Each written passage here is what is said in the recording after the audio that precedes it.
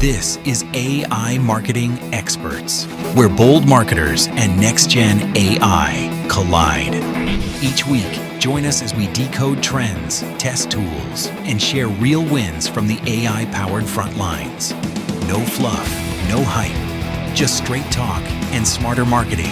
Tap subscribe and let's geek out on AI. Well, howdy, everybody, and welcome to the AI Marketing Experts Show. I am Chris Hunter, and I am joined here with a bunch of my friends who are AI marketing geeks, just like me. We've got all sorts of things on the topic list today. AI moves at such a fast pace that's the reason that we threw this show together. We didn't really throw it together, but we decided to do this show is to help you keep up with all of the marketing and AI stuff that's coming along. Let's kick it off with our first topic here, right? I know, John, you had a lot to talk about on this before we hit record, so let's go ahead and start with you on this. Hey, so I guess the news of the day is that Google has decided to make the largest transformation in their algorithms and their marketing structure and their business structure in the last 25 years. So people have been thinking that Google's kind of been falling behind. Hundreds of millions of people jumped into ChatGPT and, all of that kind of stuff. And they're not going to lose their money. So what Google understands is people are not interested in keywords and, find running shoes near me and things like that or whatever.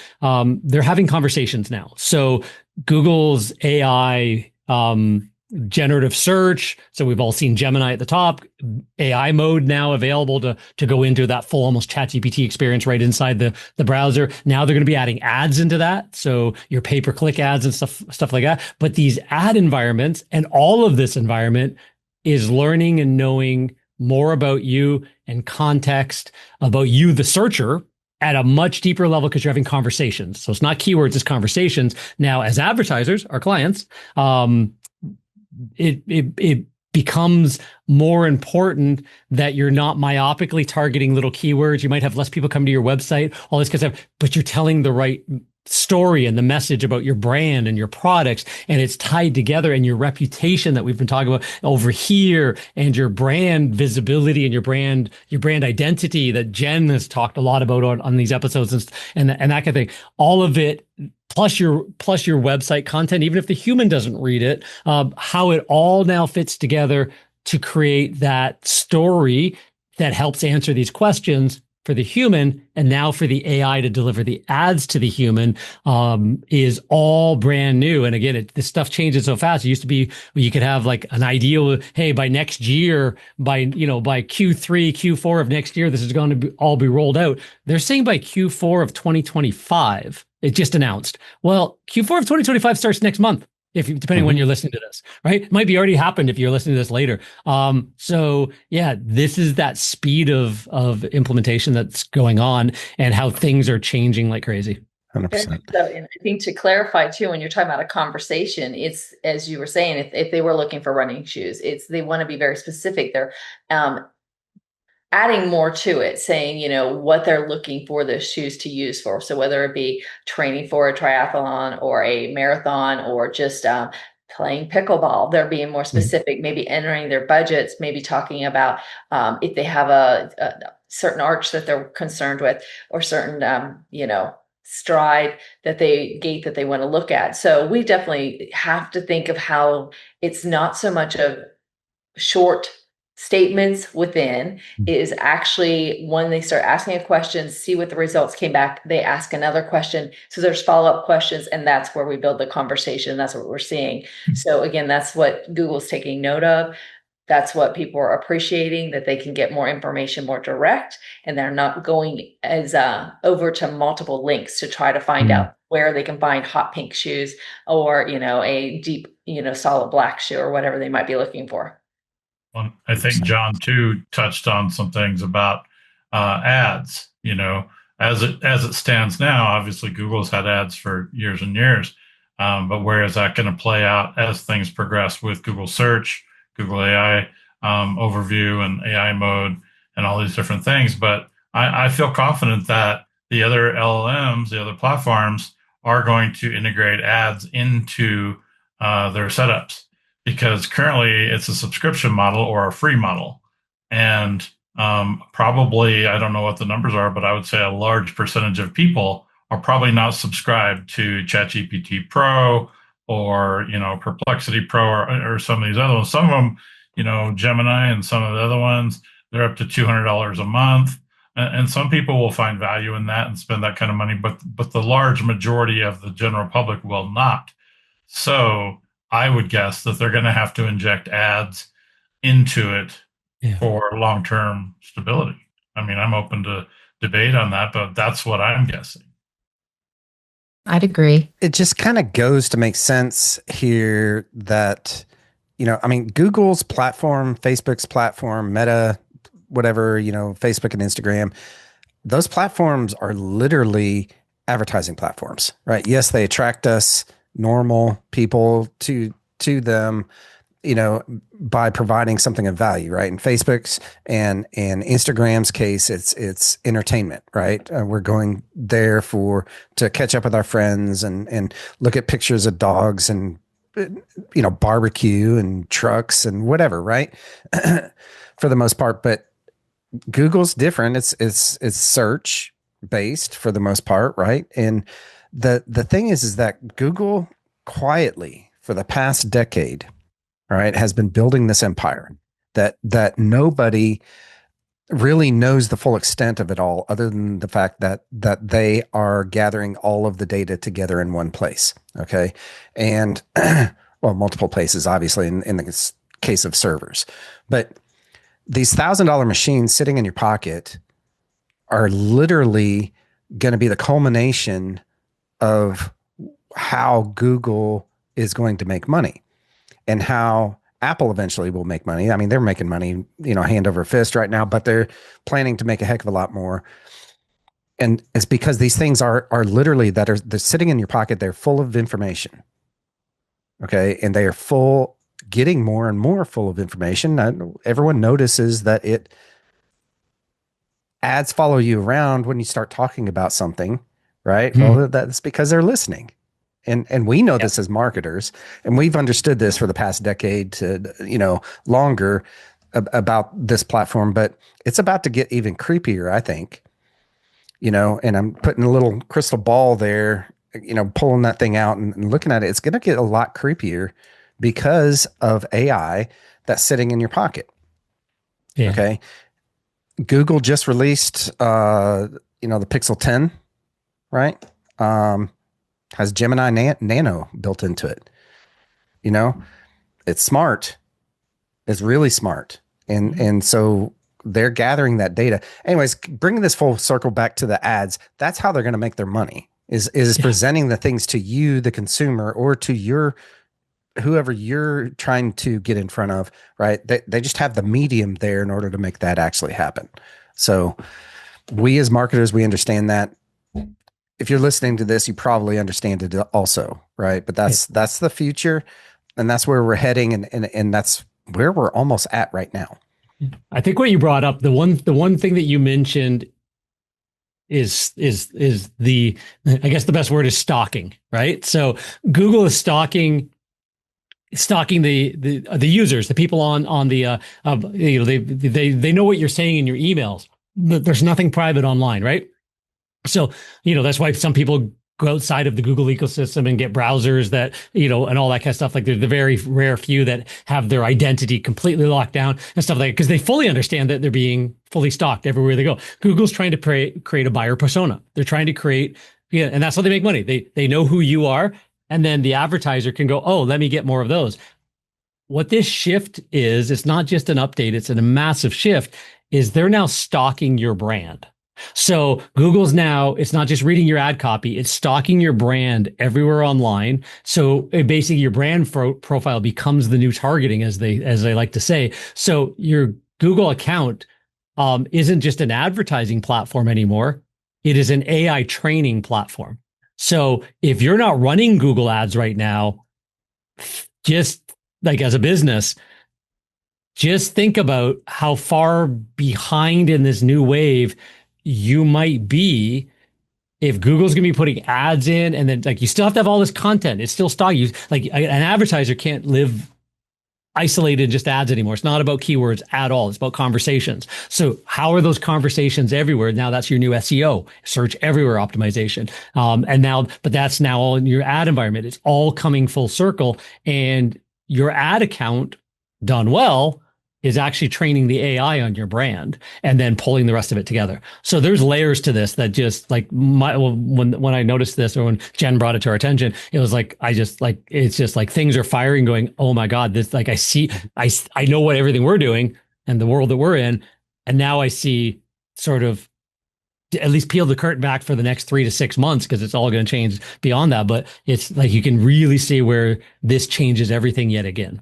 So what comes to mind for me is, we know that when people are in an LLM, I'll just use ChatGPT for example, and they're asking those questions, going back and forth, they're really digging so much deeper there than it used to be, where they would go into Google, type in, some keywords, and then have this list of options, and then go in and out and in and out, and it's not like that in like ChatGPT. They're really like going deeper, deeper, deeper.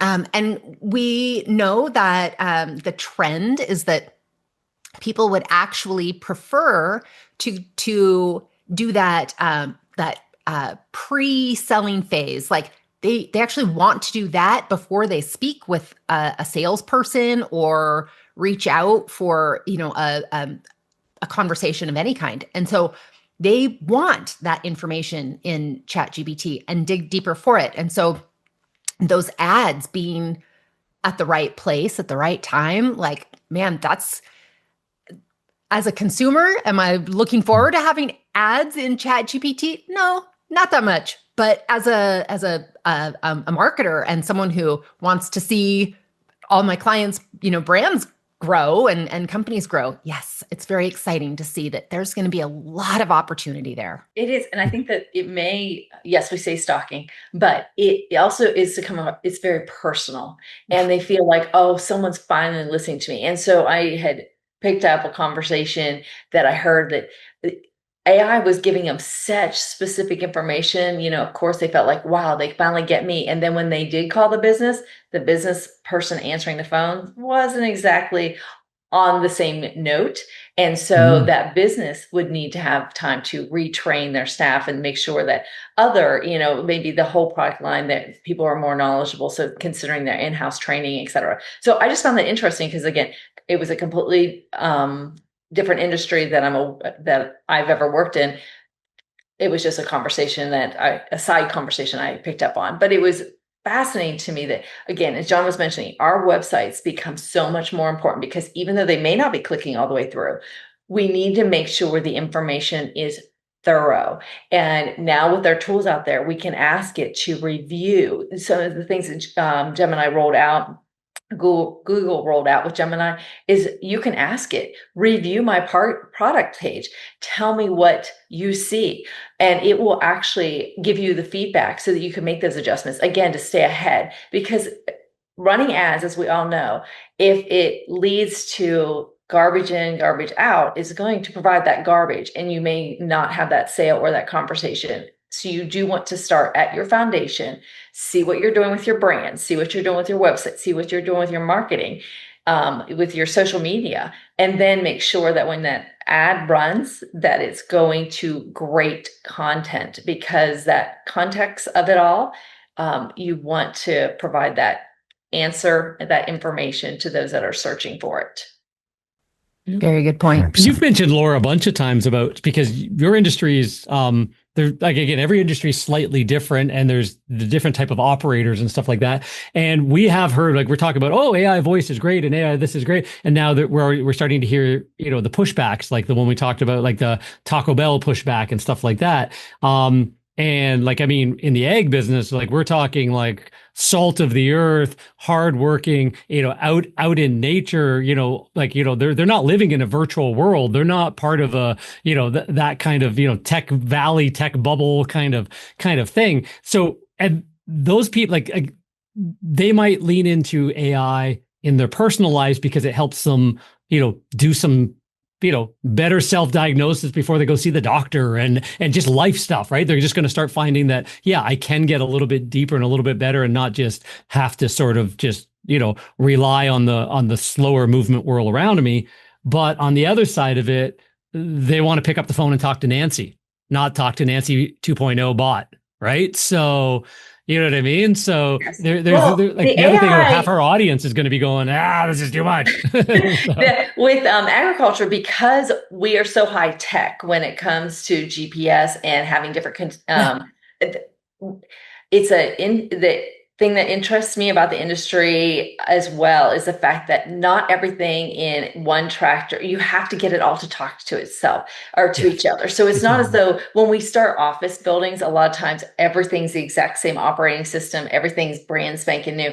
In agriculture, we're going to figure out how to get the older pieces of equipment to work with the newer pieces of equipment. And so it's this bridging. And so that's what I'm seeing AI. They're having that conversation saying, I have this type of planter. I have this type of monitor. I have this type of attachment or implement. How can I get it to work together? So that conversation is extremely important. And again, that's what we're having a conversation with our dealership saying, if they're searching for it, are you offering up the solutions as to how those pieces can work together? So, and the other thing too that I'm often reminded of is, we used to see kind of the downtrend of when they were planting and harvesting, websites were kind of quiet because they weren't on desktop. Well, now like Chris is with their $1,000 piece of equipment in their pocket and AutoSteer, these ladies and gentlemen are having ample time to do whatever searches. If their monitor's beeping and they cannot figure out which planter box is giving them issues, now they can search. So they're able to use AI to kind of get some diagnostics from it. So it is, they still prefer, you're right, to call Nancy to be able to talk to that specific person at the end of the day, but they were able to use AI to do the research in order to get some additional information to have an ideal conversation with any expert in those dealerships. And they are sitting in the cockpit of the space shuttle nowadays too, which is just mind-blowing. Yeah. So it's that marriage of tech and So yes, I mean, they were impacted by the changing of satellites. They also realized that if a satellite comes down and they are fully auto steer, what the impact could be. So the technology, the way they grasp things, even there's a show that we'll be going to next week and being able to just see which weed, because again, they want to conserve water. They want to use the proper fertilizer. They don't want to overspend or oversaturate. Any soil health is so important to anything in agriculture, as well as water quality, that this technology they are embracing. Yeah. And AI will help with that for sure. Just faster answers. So. A lot of faster answers. So Brad, what's your take on all right, let's just kind of pull it all back to, ads and AI, right? Specifically in Google. What's your thoughts on it?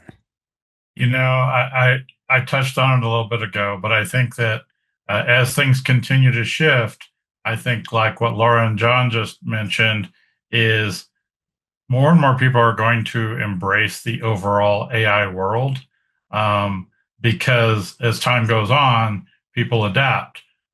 So here's a quick story about that. My wife has been for several months or even years saying, "Oh, I don't want to know about that. I'm nervous about that, or I'm concerned about that." And so it's not like she didn't support what I do with it, but she really didn't want to have a lot to do with it. But just last night at dinner, she said, "Oh, by the way, my sister showed me these things that she's doing with AI, and it was very intriguing to me. What do you think of this?" And I'm like, "Okay, yeah, that makes perfect sense." And she was talking more about, talking to it, kind of like John has an AI therapist or whatever. where you're Oh, literally we having got in some arguments last week. I'll tell you. yeah, so you're having a conversation with it, which we've discussed a little bit today. And she mentioned, well, what about you can't trust everything it's going to say? And then I said, well, we recently talked, or we've talked a couple times about human in the loop, and that AI does not, it's not everything. It's an extension of what we can do, and it can speed up a lot of things. It can help us with learning things, finding things, whatever the case may be. So my whole point of this little story is the general public is going to continue to say, okay, maybe I need to look at this a little bit closer. Maybe I need to realize that this isn't going away. Maybe I realize that some of my fears or trepidation can really were not that founded, because it is helpful, it is useful, it does have value. So, the general public is going to continue to look closer at it, implement it more, look to people like ourselves as marketers of how can I use it? How can I streamline operations for my med spa or my roofing company or my carpet cleaning or whatever it is? Obviously, we talked about the agricultural side, automotive shops. I mean, the list goes on. Everybody's going to get more and more curious. So where that ties into where ads are going to go as people continue to migrate to these platforms, which we know at this point, ChatGPT is the leader with however many hundreds of millions of users. It's only going to increase as far as how it's used. We couldn't even really imagine where it's going to be 3, 6 months, 9 months, 12 months from now, because it's so fast. We don't know. But the ads piece is really almost like a natural progression that, I remember 2008 or what have you, when Facebook first started coming out, and it was kind of quiet because not that many people were on it yet. But some of us early adopters, we got on there. We're like, okay, cool. But ads were not bombarded like they are now. Like now, if I go on my Facebook feed, for example, I may scroll, and in 10 pieces of content, 7 of them are ads or groups that I don't belong to, or information that they're trying to show me that I didn't ask for, right? But it's being fed to me based on my usage and based on my habits or whatever the case may be. So clearly, with how that's morphed, and we've already talked about Google search and Meta in general. YouTube does the same thing. It's only logical that ads are going to be becoming more and more embedded into these platforms. How it's going to look, how it's going to act. Can we turn it off? Can we pay and not have it? I don't know, but we'll see. Yeah, I think the concept comes back to like why ads even exist in the first place. Maybe because it's see, you create a collection of eyeballs around a topic, around a theme, around like whatever. Eyeballs first, and then they segment into their buckets. That could be magazines back, and that could be anything. You think like billboards, that's a collection of eyeballs passing that spot on the road. And then there is a way to, like, with that traffic, whatever that is, the road is a traffic, the back of a bus is traffic. Can you provide a brand impression? So like our job as business owners in general, maximize your opportunity to generate a qualified inquiry, maximize your brand impressions, and then eventually maximize your conversions. So the 3 core tenets of growing a company. And if you're going to maximize your opportunity to generate a qualified inquiry or lead, whatever you want to call it, you got to go to where the people are and then put your stuff in front of the people. You can't necessarily make the herd come to you. So as people, we have a choice of either paying for our platform, and in that world, like Netflix, they had their pricing model and no ads. And then they went to raise their prices and they had all kinds of backlash. And they said, okay, well, let's do a light version where you get some ads and you pay a little bit, or you can pay more and get the no ad version. So, because they still got to make money and run their platform, but the ads are a way to say, hey, we can monetize some of this audience, or you can pay to opt out, right? The only other options are like PBSs and things like that, where, the government or the taxpayer pays to sort of create that public system that maybe doesn't need to then have ads because it's getting money from somewhere else. But at the end of the day, eyeballs need, like, we collect eyeballs together and then we go, wow, there's an opportunity here to take those, all the eyeballs moved over to here. They're off network news at night. So we don't need to run, Ford truck ads only on, 6 o'clock news. We could run them all day long on, or Chevy trucks or Ram trucks or whatever the truck is Chris just got. We can run it in front of him all over social media, and because he ain't going to watch it on the 6 o'clock news, right? So it's just they found the eyeballs and now they can get better intent. So the Silverado, right, Chris? It's a pretty badass Silverado. Yes, it's a badass truck. I'm messing around. That's right. Yeah. That's right. Anyway. Yeah, and I agree with that, and so I got a little story for y'all, right? To kind of put a punctuation point on this, right? Of more and more people are using AI in general, right? And so it makes sense that eventually the platforms themselves would put ads on them. And that's exactly what you were just saying. So in my city, in College Station, Texas, in the past week, okay, literally since, last episode of this episode, we found out as a city that the city council had been talking to this developer, right? That was planning to buy 300 acres in the middle of the city and put a data center in it. Okay. An AI data center. Okay. And everybody, all the neighborhoods, this entire city, it was up in arms, right? 127,000 people in College Station, something around that lines, right? Plus all the college students of 85,000, that go to Texas A&M University. I watched the city council thing last night, right? The feed, because I was curious and I had friends that were at that meeting. I wasn't going to go there with a 10-foot pole, right? Not even, but I watched the people talking. Every single person that came up, and there were 100 of them, 100 people had 3 minutes each to talk to the city council, all that kind of thing. Very, very smart people. A lot of very, very smart people. Every single one of them, 100% of those 100 people brought up that they had searched on ChatGPT for this or that. Okay. So, and where I'm going at here is that there's more eyeballs there. What do you think is going to be coming down the road here for ChatGPT once Gemini, once all these AI, tools start figuring it out and start adding in ads? So anyways, that's just, no, and I think that's a great point, because I think that's a great point just because we've been talking about how to use AI in your business to run your business, and that's changing constantly. There's new things coming out where it's building its own workflows for you. We're talking about, and there's all kinds of stuff. We're talking about doing that for each of our own niches and clients and industries. Like, can we build something where it's just interviews you and builds out the tool behind the co-pilot behind you and stuff like that? Because that is all the things that are developing. But this is just that other side of it, is that as a business, you also have to get customers. And you also need to know where your competitors might be trying to steal your customers. So it's always like a SWOT analysis. What are your strengths, weaknesses, opportunities, and threats? This is an opportunity or a threat, depending on which way you decide it fits into your business model. That maybe a 10-year plan should now only be a 2-year plan because there's just too much change. But just something to think about is kind of the reason for this topic. Yeah. What do you think, ladies? You're being a little quiet.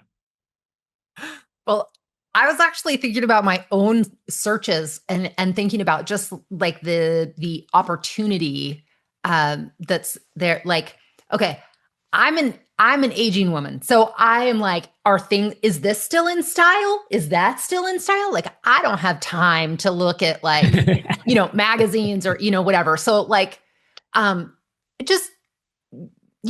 So anyways, even this morning, I used ChatGPT voice on my $1,000 machine in my pocket, my phone.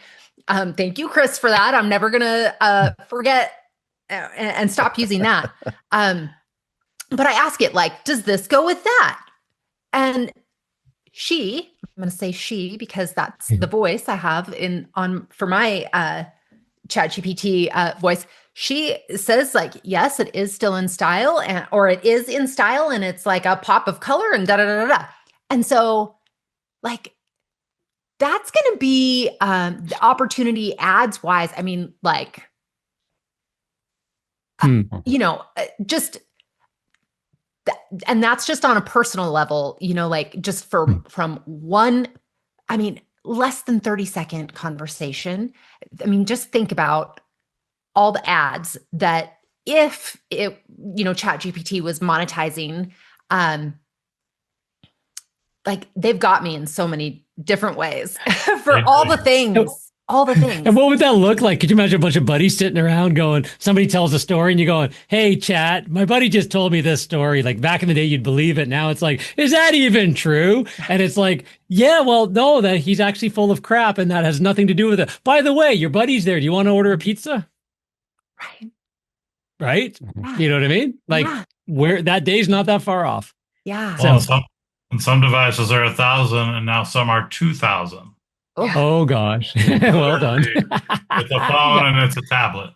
You got the That's what they were saying is if you have that outdated website or you just kind of haphazardly do your social media or you haven't freshened up your branding or that's where it's going to look and reposition your ads automatically as well because they're going to well, you can throw me the greatest looking ad, but if it's not having the context to back it up, you may be dismissed more than you think. I mean, not answering the questions. We've all been there. We see that fancy, glossy postcard that comes in the mail and then head to that store and go, ooh, I'm not sure if that's going to be the furniture I want to buy or whatever it might be. Just because, again, the appearance, that quick impression. So yes, but now you've got me thinking about my last few searches. And again, I kind of jump around now between Perplexity when I want to go deep. Then go to ChatGPT. I'll use Claude to kind of polish things up. And that's one that I hadn't. And also, I know we don't mention Grok very much, but if we want real time, what's trending on social media,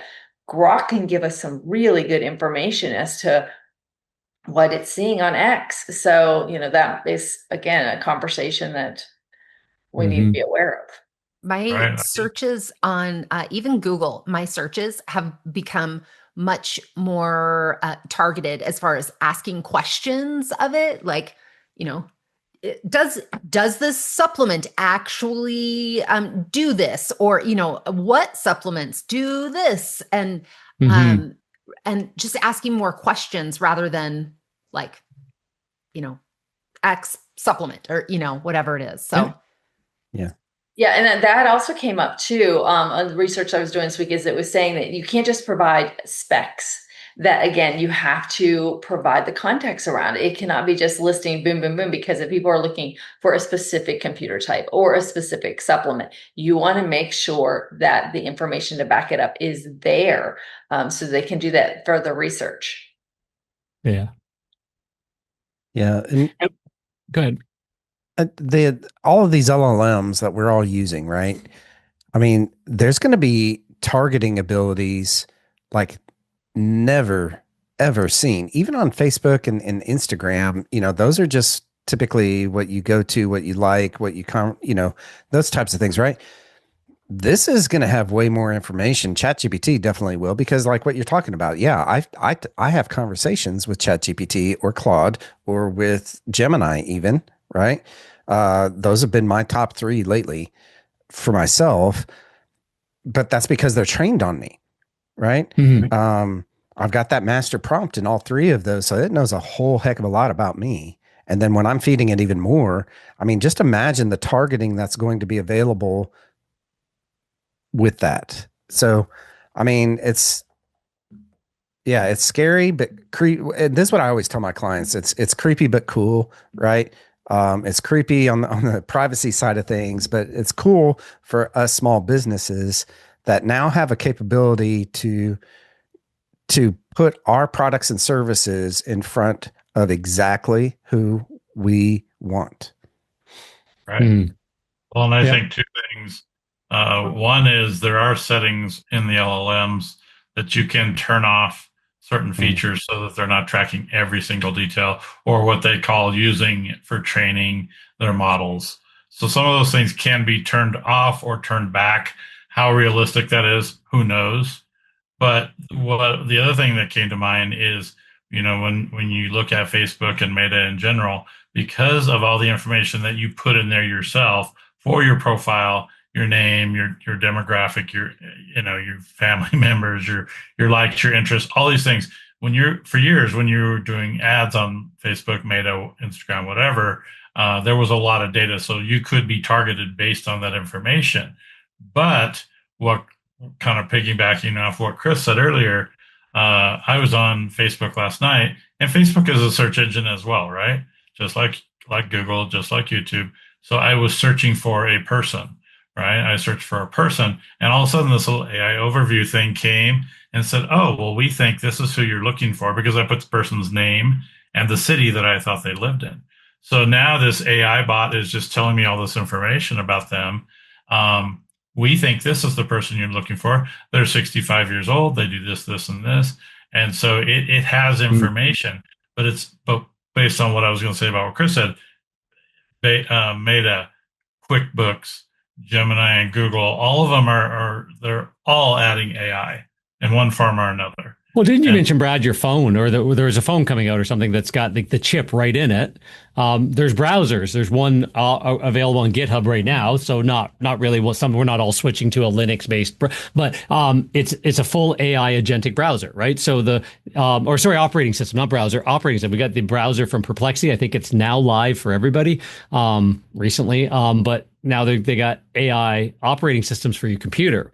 Windows will come out with Windows 12 or whatever number they're on, which will be fully AI implemented. So again, possibly serving up ads or giving because it's now go book my travel, go do this. So right now we're piecing things together, but the next iteration is your cell phone has it built into the operating system. Your computer has it built into the operating system.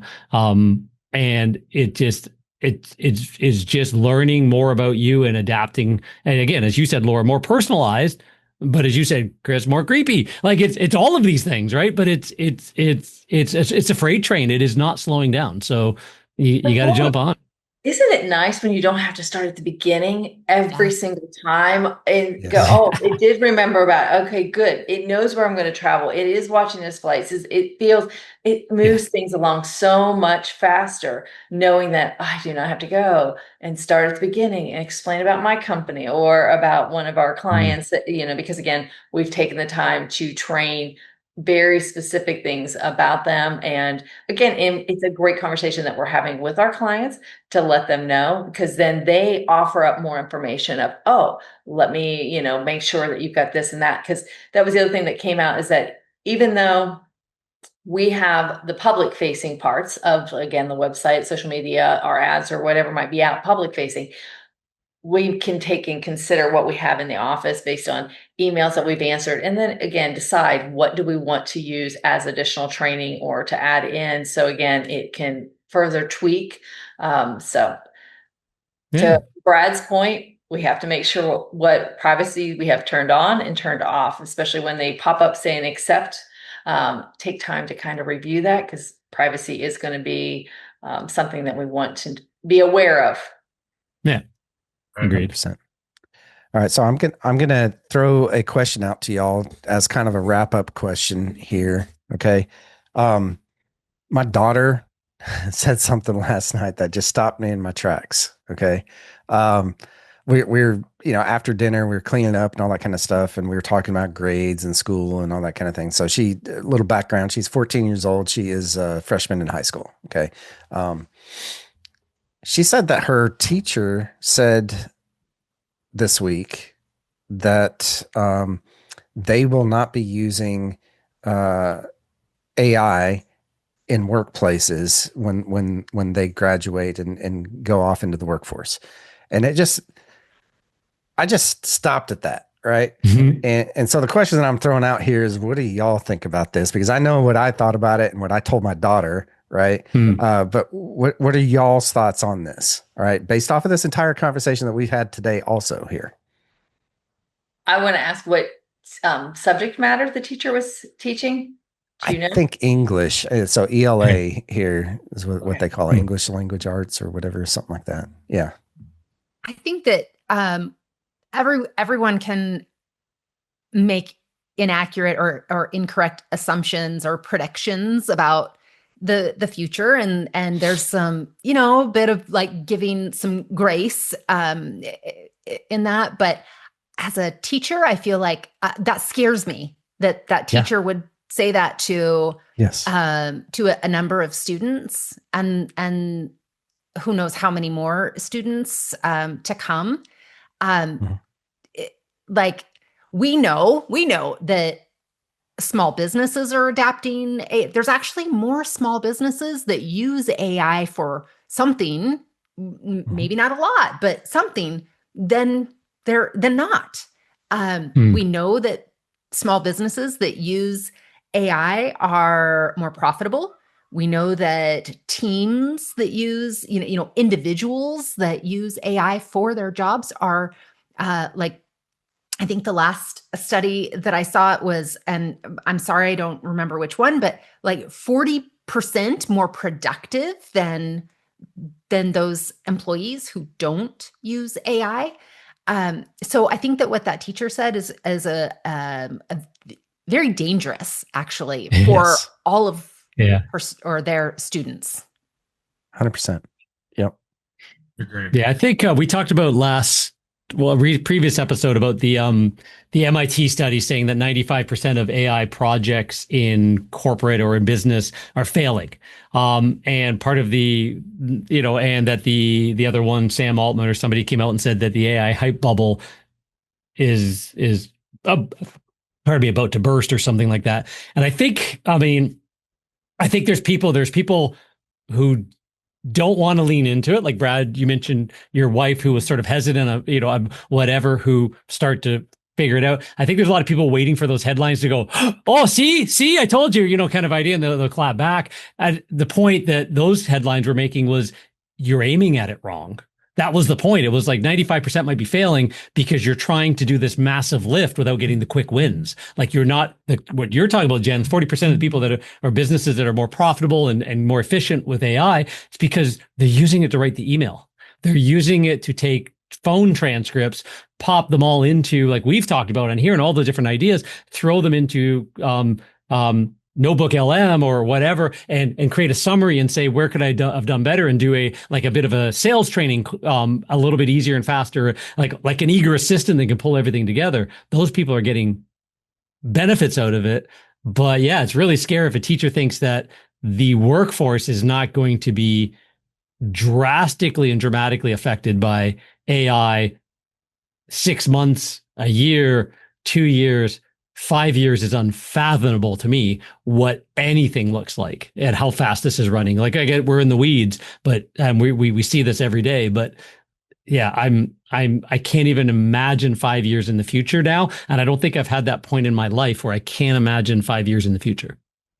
Like I can't even picture what it looks like. So Well, I don't know. I have to say, I learned some things in school that I've never used as an adult.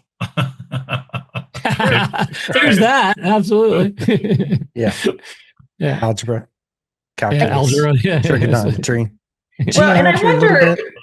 I wonder if the teacher, though, and I guess one of the learnings that I was looking at this week as well was saying it was going from, hey, AI is neat to AI is necessary. And Mhm. so I'm wondering if the teacher was actually just stating it's kind of like us with cell phones, is that it just is always with us now. And so isn't the fact that we wouldn't, I mean, it sounds like clearly they said we wouldn't, the workforce would not be using it, but I think it became such a second nature that we don't see it as something that we discuss any longer. It just is done. It's just you there. know, it's same as when, we open up. I mean, you think of how few people actually are opening up desktops, kind of, laptops versus, again, we're getting more and more people doing the majority of things on their phones. So yeah, that is very interesting. And you just hope that everybody has an open mind to it, because we definitely do not want to follow behind as a nation to say, Yeah. oh, it's just a Yeah. passing thing. Well, I told my daughter, I was like, that is absolutely wrong. right? And in fact, it's going to be just the opposite, that if you don't know AI, they're not going to employ you, right? And that's how it's already is right now. Like I read a study this week that Microsoft, they've got it as part of their now as part of their not KPIs but performance, evaluations of how well that person is using AI. We do. I just to add that in. No? We just added that into our performance reviews. Our weekly communication manager, Sarika, on our team does the weekly spot checks with the team. And one of the things we just had the L10. We just talked about it a couple of weeks ago. It's been added in now. I just got updated this morning on what are you using AI for? What did you use it for this week? New that you didn't, and what is your next level plan of implementing AI into your role in the company for our marketing agency? And we use it a lot, and we've now added it into the leadership team. Exactly what you're saying for Microsoft. So that's interesting that, like our small little company of 8 people is actually doing like the exact same thing. So yeah, I think of it like, why would I hire someone who's not using AI when I can hire someone who is using AI to be faster, smarter, better, like, all those things. If you're not using AI, you are not competitive as a potential employee. Yeah. I'll tell you that right now. Yeah. 100%. Yeah. No, I think that was a good subject, Chris, for sure. Yeah. All right. Well, like I said, it stopped me in my tracks. I was like, wait, what? Why would anyone say that in this day? And like, I literally just shared what I saw last night. Every single one of those people at the city council, right? Every single one of them said ChatGPT said this and ChatGPT said that, right? And they were literally reading off of the screen of what ChatGPT was telling them. So it's like, that's like saying you're going to go out in the workforce and not use Google. Right. Yeah. Right. You might want to send that like back in the day. These things like pens, if you're not using a feather dipped in ink, if you're using this pen fancy thing, you are going to be, it's like, no, it's a tool. It's a tool. Yeah. It's a tool. Exactly. Definitely. Maybe send a link to this episode to that teacher once it's live. Just 100%. 100%. Yeah. Although my daughter's like, no, don't talk to her. I'm like, I think she needs to be talked to. I understand she doesn't want you to use it because you're learning English and how to properly write and all that kind of. They don't want you to use it. I get that part. Right. I get it. But to come out and say that it's not going to be used in the future in the workforce is completely misleading. Right. So anyways, all right. I think we're good. We good on our episode here? We're good. I think so. All right. Well, let's wrap it up a little bit. Thank you all so much for hanging in here and listening to us geek out about AI and marketing and all that kind of stuff today. If you like this episode, be sure to subscribe to us, hit like. I call it a gig'em, right? Because it's a Texas A&M Aggie gig'em, right? Big thumbs up. But like us, follow us, all that kind of stuff. We are releasing episodes like this every single week. So be sure to come on back and geek out with us about some AI and marketing.